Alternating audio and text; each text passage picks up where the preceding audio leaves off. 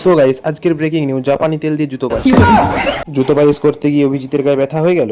সকাল সকাল ঘুম থেকে উঠে বাইরে বেরিয়ে দেখি this is wow, just nice looking, wow সেই রকম। ওয়েদার সুন্দর হোক আর খারাপ হোক, আমার এইসব চিন্তা করতে করতে আমার মনটা চলে গেল জুতোর দিকে। তাই আজকে আমি কোথাও যাইনি, তাই ভাবলাম জুতোগুলো একটু পালিশ করে নেই, ঠিক করে। শুধু জুতোতে ময়লা নয়, দিস ইজ ওয়াও ওয়াও গন্ধ। তারপরে আমি দাঁড়িয়ে ভাবতে লাগলাম, একে নর্মাল সার্ফগুড়ি দিয়ে ধুইলে হবে না, একে জাপানি সার্ফগুড়ি দিয়ে ধুইতে হবে।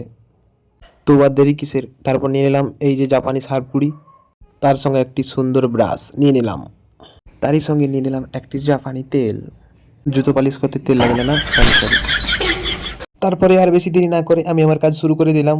De la matita, número 2, DJ Taleo, DJ Raulito.